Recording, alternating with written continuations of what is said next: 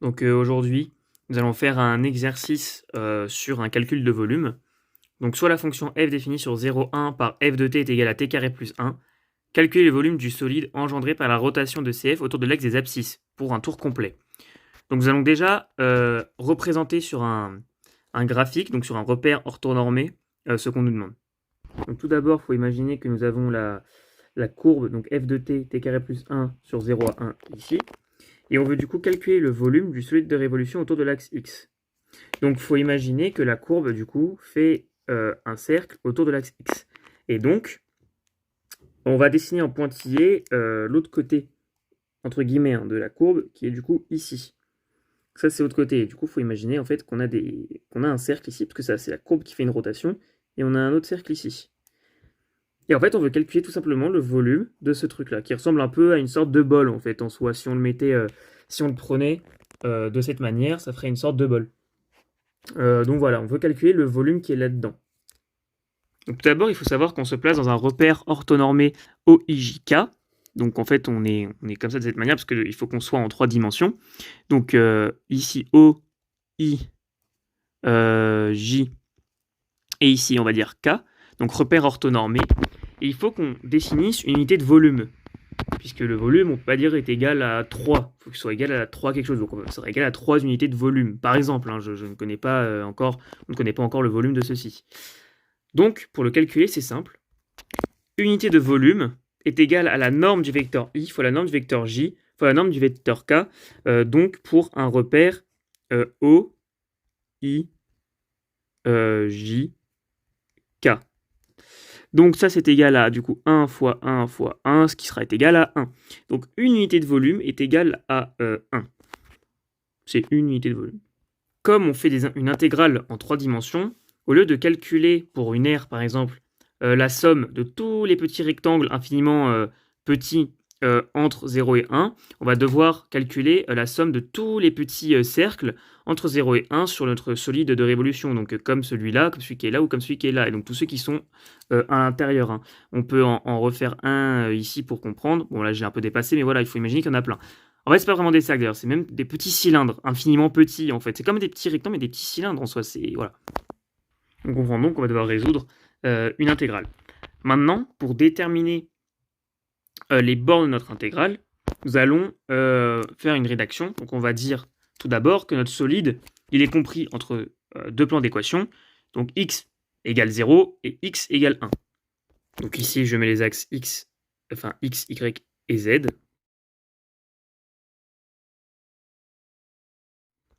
Maintenant, comme je l'ai dit tout à l'heure, on va faire une intégrale, donc une somme infinitésimale de tous les petits disques en fait qui sont compris entre 0 et 1 dans notre solide.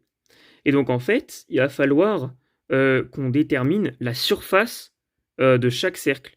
Parce que nous allons faire une intégrale, donc de 0 à 1, de la surface, de surface de tous les cercles.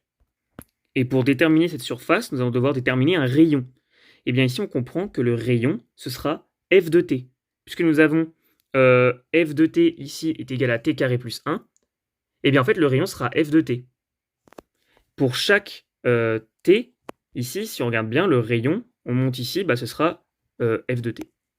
Donc pour la rédaction, vous pouvez mettre que l'intersection du solide avec le plan d'équation x égale t, puisque du coup, c'est des plans ici qui sont égales, par exemple ici à 1, ça c'est le plan qui est égal à x égale 1, x égale 0, x égale 1, et c'est plein de plans comme ça. Donc l'intersection du solide avec le plan d'équation x égale t, donc aussi tel que 0 est inférieur ou égal à t est inférieur ou égal à 1.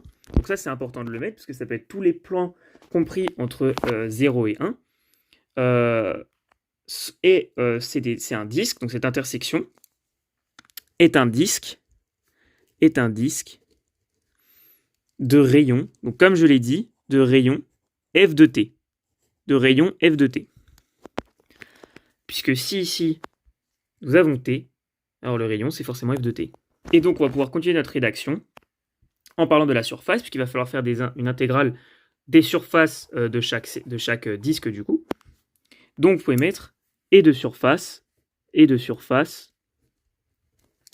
Alors, vous mettez S de surface S de T est égal à pi fois R carré.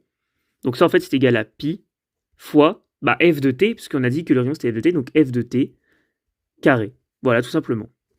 Et donc il va falloir faire l'intégrale de la surface, puisque ceci en fait correspond à l'aire des cercles, à l'aire en fait des cylindres, mais infiniment fins, donc des cercles, qui sont entre 0 et 1. Donc ainsi, le volume du solide, donc V, est égal à l'intégrale de 0 à 1 de la surface de T dt.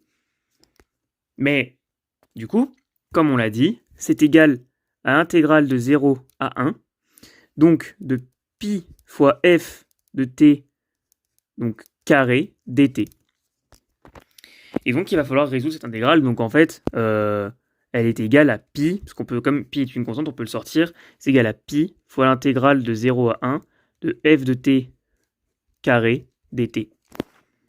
Donc ceci est égal à pi fois l'intégrale de 0 à 1, du coup de x carré plus 1 carré, t carré plus 1, pardon, t carré plus 1 carré dt. Et donc ceci est égal à pi fois l'intégrale de 0 à 1. Donc là, il va falloir faire l'identité remarquable. Donc il va falloir résoudre pi fois l'intégrale de 0 à 1 de t puissance 4 plus 2t carré plus 1 dt. Donc maintenant, il faut qu'on cherche une primitive de cela, et ça ne sera pas très compliqué puisque c'est un polynôme. Donc, si on cherche une primitive de t puissance 4 plus 2t carré plus 1 dt, ceci, alors t puissance 4, on sait que c'est 1 cinquième de t puissance 5, puisque ça fera 5 fois 1 cinquième de t puissance 4, donc 5 cinquièmes de t puissance 4, donc t puissance 4. Donc ça fera 1 cinquième de t puissance 5, plus, alors une primitive de t carré, c'est 1 tiers de t cube. Donc ça fera plus 2 tiers de t cube. Et en effet, si on le dérive, ça fera 3 fois 2 tiers, donc 6 tiers de t carré, donc ça fera 2 t carré, donc plus 1, donc plus t. Et voilà, donc nous avons notre primitive. Donc notre volume est égal donc, à pi fois l'intégrale de 0 à 1 de t puissance 4 plus 2t carré plus 1 dt. C'est égal à pi, donc voilà le calcul intégral de notre primitive, donc 1 cinquième de t puissance 5 plus 2 tiers de t cube plus t. Et donc, on sait que ce sera ça fois 1 plus ça fois 0, donc plus ça avec des 0 à la place des t. Alors ici, j'ai quand même mis les 0, parce que, mais bon, on sait jamais. Mais bon, comme on peut le voir ici, 1 cinquième de 0 plus 2 tiers de 0 plus 0, ça fera 0. Donc, on va juste garder ceci. Donc, c'est égal à pi. Donc 1 cinquième fois 1, donc fois 1 cinquième, plus 2 tiers fois 1 plus 2 tiers, plus 1. Ce sera égal à pi. Donc, ici, ça nous fera 13 quinzièmes, plus donc 15 quinzièmes, ce qui sera égal à pi. Donc 13 plus 15, ça fera 28 quinzièmes. Et donc voilà, donc c'est égal à 28 pi sur 15 unités de volume.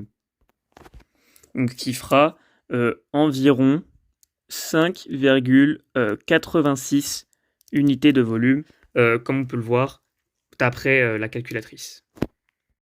Donc je tiens à préciser que la rédaction que j'ai utilisée vient de la chaîne Math et Fils. Cette partie-là de la rédaction, donc pour le solide et compris jusqu'à tel que 0 inférieur à 1 est un disque de rayon f de t de surface.